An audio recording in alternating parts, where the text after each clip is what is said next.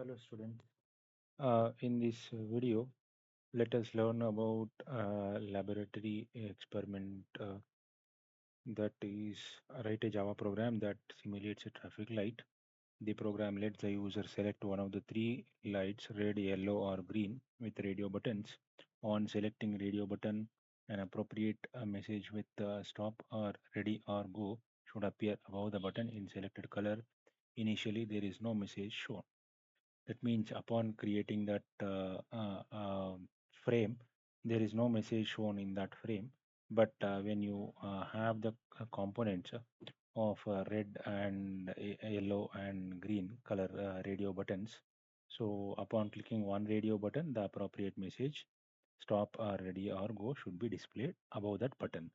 So let us see into the program what all we can learn through this program is first thing is we will be definitely learning about radio buttons because the program itself is giving to use radio buttons. So then next, the next thing is we will be definitely learning about the case break case and switch and break things because upon selecting one particular color light, we have to display one particular message. So let's see through the program. So first we have to go to the swing package because we need to develop a frame, and that is possible through the JFrame class very easily. So we will be importing the swing package which has the JFrame class, and the next is event handling because upon selecting a particular color, you have to display one particular message, and for that one, there should be event handling section. So we need to import the event package also. Then AWT, that is also very uh, obviously no. That is we have to import the AWT and AWT event. Next, going to the class statement, I am defining my class as A, so class A, and I want a frame, so I am extending this A to frame, J frame, so extends J frame, and I want an item listener because upon selecting one color, that item, that particular message should be displayed in the frame. So I am going for item listener, not action listener here. So item, so I want this interface to be registered as a listener interface. So I am actually connecting it through these implements. So class A extends JFrame implements item listener. So this is what my the statement of class definition is like because it should include extending to JFrame and as well as implementing the item listener. So inside the class A that I am declaring some variables. So I need to labels, that is labels means it will display the text defined in the label without any button explicitly given here to display. So that is first is the public access modifier j label, label 1 and 2. So first is to display the message over the button, and second is to just display how to that means where to select the lights. So second one is j radio button. So we need three radio buttons that are for red color and green color and yellow color. So red light, yellow light, and green light. So three radio buttons. So J radio button, R1, R2, R3, and the radio button. Whatever are the radio buttons. The radio buttons must be grouped whenever you get the radio button. So because it is selection from the list, you need to select only one, and that happens only through the grouping of the radio buttons. So only one has to be selected out of the list means you have to group the buttons. So button group, and you have to give the name group name to the group with any name. So that here I am giving BJ, sorry BG, and next is panels. We need panels to have the components in them and to have a particular display of those panels. So then I am defining a panel, a J panel, P and P1. Both are the panels. Now I am going for a constructor section of my class. So my class name is A, and I am going for a public constructor A. Inside this constructor, this is first I am defining the close operation. So when I have to close my frame created, so that is set default close operation jframe dot exit underscore on underscore close. That means upon clicking the close button, it will be exiting from the execution. So then next, set layout, new grid layout. So this time I'm using the grid layout. So grid layout means the layout is completely divided into the equally spaced cells, and it will be looking like a grid, and the cells will be equally spaced, and it will be arranged like a grid, and each row will be arranged from left to the right. So first, top to the bottom is a rows number, and left to the right is a column number. So 2 and 1. So two rows and one column. Two rows and one column will be created with the equally spaced cells.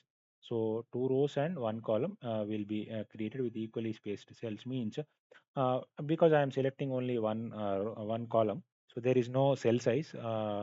There cannot be any particular cell size, and I am defining two rows, means half of the frame will be one cell. Okay, half of the frame will be one cell horizontally, and the set size is 800 and 400. So 800 is the horizontal width and 400 is the vertical width. And because the vertical width is divided when you have two rows, so each cell in the grid will be 200, 200, and the horizontal width is 800. So it cannot be divided into any cell.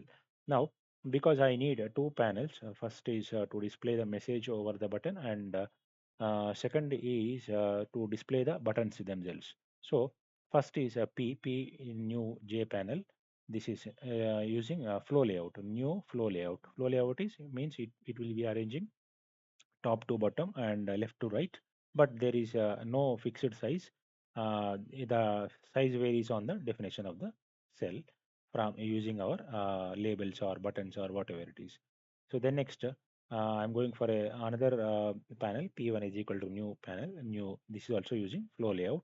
And L1, I'm going for a definition of the first label, that is L1. L1 is equal to new J label, and the font F. So I am using the font class here for the font creation. So font F is equal to new font, Verdana font dot bold 60.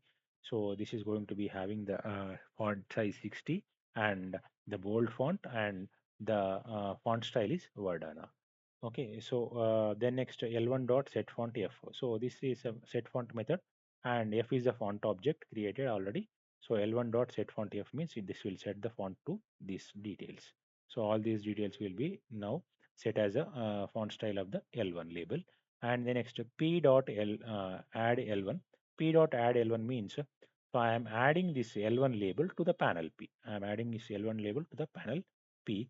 And the next, add P. Add P means so this add P is add is a default method in the frame JFrame class. So add P is meaning that so that is P panel is added to the JFrame. So that P panel is added to the JFrame. Then next, I'm defining a label L2. So this is displaying select lights, and P1 dot add L2. So this L2 label is added to the P1 panel, not P panel. P panel was added with the L1. L2 is added to the P1 panel. That means the next panel, that is after P, will be getting the L2 display. Then next, because the question is asking me about radio buttons. So first I have to instantiate the radio button using the JRadioButton component class. So JRadioButton R1 is equal to new JRadioButton, and inside that, what is the title of that radio button? That is red light. So that a red JRadio button, that is radio button with the title red light will be created.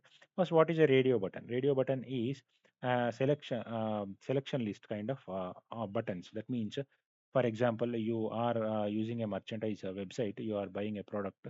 So upon clicking the proceed to buy the cart, so it will be displaying to select the payment mode. That means out of four or five options like a credit card, debit card, UPI, and the wallet. Though upon selecting one option, you need to click proceed on the bottom in the bottom, so that proceed means it is a button, because after clicking on the proceed, there is an action taken and it will be moving on to the next page. But a selection is a radio button that upon selecting that one, it will be covering the circle beside that one with a black dot. that is appearing inside the circle, and that is called as selection from one, one from the list.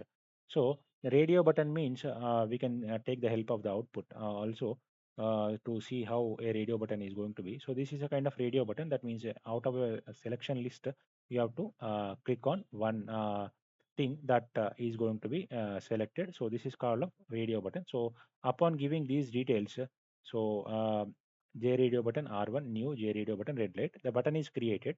Now R1 dot set background color to red. Background color means, so you can see here there is a background color. So all the background is created with a red color, and there is no foreground color created. So you can see here only background color. There is no foreground color created. So the red light text is being displayed with a black font color. So now next, how to add this one? This radio button is created, but to get that radio button into our display, first we have to add this radio button to panel P1. That means the second panel P1 is getting the radio button 1. So upon getting the panel P1 to the frame, you will automatically get the radio button. So first R1 is created with the red light, and the next R2 is created with the yellow light, and the next is R3 is created with the green light. So all these radio buttons are added to the panel P1, and because panel P1 is created using the flow layout, everything is from left to right. So now if you change the order of this add P1 and this P1 and dot add R1 and R2 and R3, so they will be arranged in that kind of. That means now it is R1, R2, R3. If you make it R1, R3, R2, then first will be red light, second will be green light, and then next third will be yellow light. Like that. If you change the order of this addition, then it will change the order of the position of the lights. Now there is one more statement called this one R1 dot add item listener this. So this add item listener is a registration method. So this registration method is going to be registering with the event that is a listener object. So that there is an event created upon clicking selecting the color, and then next that upon selecting the color there should be an listener object to that event. So that will actually register with the listener object. So every button R1, R2, and R3 will be added to the listener object, that is will be registered with the listener object. So add item listener, that is a initial listener interface that we have actually uh, um, coupled using the implements keyword, that is a form of inheritance. So now after this registration is also over, now we are adding the P1 to the frame. So add P1 means this is a class inherited to JFrame class. So JFrame is actually having add method inbuilt in it. So add P1. So the panel P1 is also added to the frame. Now I told you that there is one rule that always that you have to group the buttons to select only one color from the radio buttons. So now this is BG is equal to new button group. Now this variable is created here, button group BG. So that variable BG is equal to new button group. So that is instantiation. Now BG dot add R1, BG dot add R2, BG dot add R3. So these three radio buttons are added to the BG object now. And now this is creating the button group, and you can select only one color from the three buttons at a time. Now set visible true. So this frame will be visible on the panel like this that I have shown just now. So you can see here. So this frame is now visible to the user. So that is what the meaning of this statement. Now I have registered this event with an action listener, so sorry, with an item listener, that is a listener interface. The listener object has to be there. So now I have to actually create the event now. So what is the event class? That is item event. Item event is the event class. Now this is a method. Item state changed is a method in the uh, listener interface, that is item listener, that is a default method. Now I am going to override that using the item event class, and item event class is going to be giving actually the argument to the method. Now This is going to be item state changed method overridden from the listener interface, and I am creating actually item event. So selection of one item from the list. Now the object name is I. So now there is always that you have to load this JB from the whatever is the selection list. So that selection list has to be loaded into that text from the selection list has to be loaded into this JB button. So for that one, the whatever is the button selected, that button is now made as the current object. So that button is now current object, and upon the current object, that you will be reading the text from that button. So get text is actually going to get the text from the button, and upon going for the text, you will be selecting one case whether to display stop or ready or go. So first you need to actually make the current object. So that object is now the source, that is selection. Whatever is selected, that will be loaded into the current object, and that current object will be giving this text of what is the text inside that selection. Now the switch case break has is to be used here. So you can learn how to use switch case and break. So switch JB dot get text means actually this is going to be giving the text from the selection. And if it is the red light, that is a case one, first is case red light. So if it is a matching with the red light, then L1 dot set text. L1 dot set text is one label. So this label is actually added to the panel P. Panel P, that means the top panel, and this is the P1 is a bottom panel, P is the top panel, P is added with the L1. So now I am setting the text with the L1. L1 is a dot set text stop, and I am setting the foreground color. Foreground color is, that means the display of the message color will be color dot red, but the background color is not set. Background color will be same as panel P color. And next break. So you will be breaking your execution with this one. And the next, if the text is matches with the matching with the yellow light, then I'm going to display ready, and the color is yellow.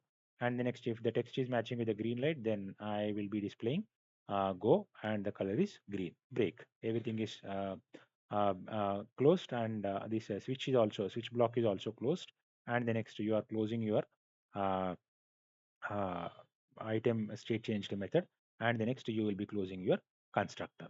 Okay, so then next, after the constructor is closed, that is class is closed, and this class A is also closed now. So then next, your public uh, so sorry, constructor is closed here, constructor is closed here with the set visible. And the next, only switch block and your item state changed method and the uh, class A are closed here. And the next, because that class A is closed, now I am going to get a class with the main method. So public class tlights.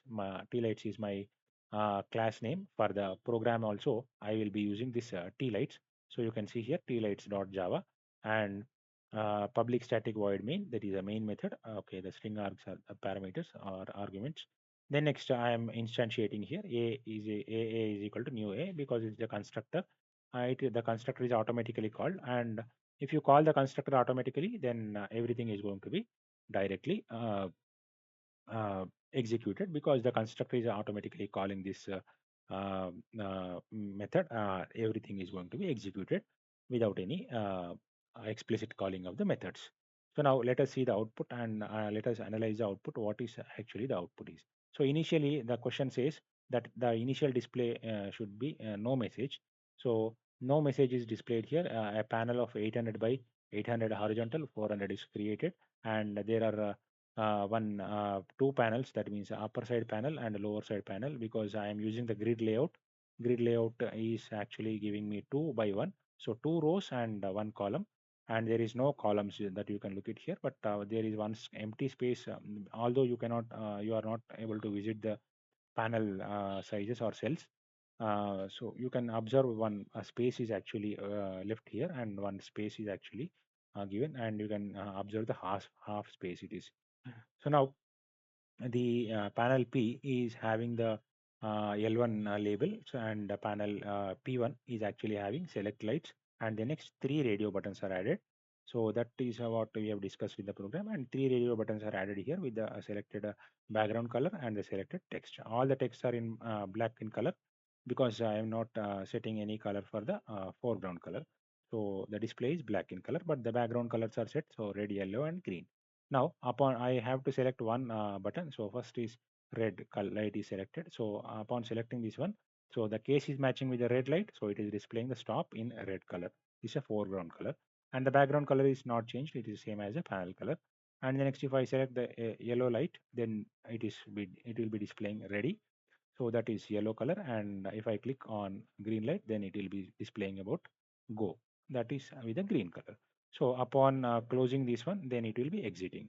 So this is what the program that is asked in the question. So you can easily understand and implement if you know the logic of what is going to be a frame display, and what is a panel inside the frame, and what is actually a radio button, and what how to use a switch block with the case break statements. So uh, thank you.